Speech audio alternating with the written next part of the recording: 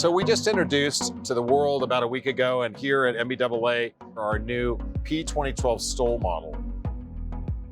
That is filling decades worth of a distance that we haven't filled within that short takeoff and land performance.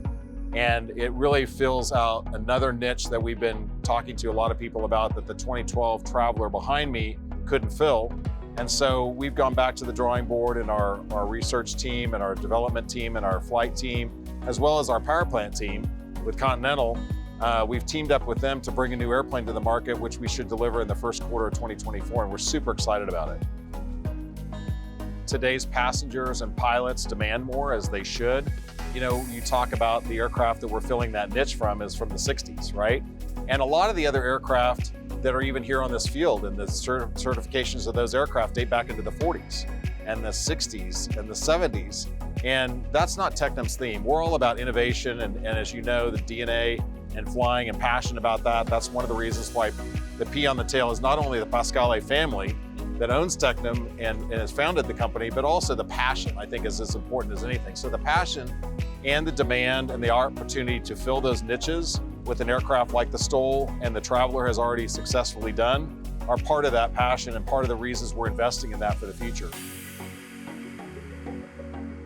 So we think it's very, very important to bring the very latest, not only in technology, but flying performance, capabilities, and interior environment for whether it's cargo or passengers or medevac, those type things that this aircraft will do in a very different way with outstanding performance that we've already experienced.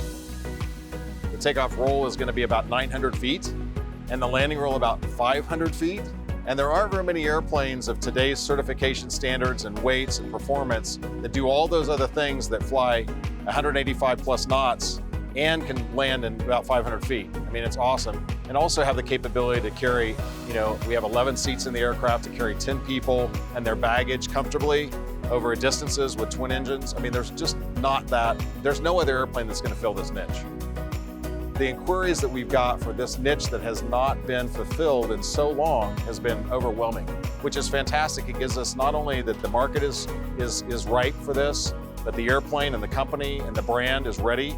And we have been flying the aircraft a lot before we come out and tell these things. You know, I think you see that Tecnam really brings things to market before we talk about them. We haven't, you know, usually we just bring it here and surprise everybody like we did with Grand Lusso at Oshkosh. When we brought it here for the first time, some of the other aircraft that are in development with P Mentor coming this summer to the US.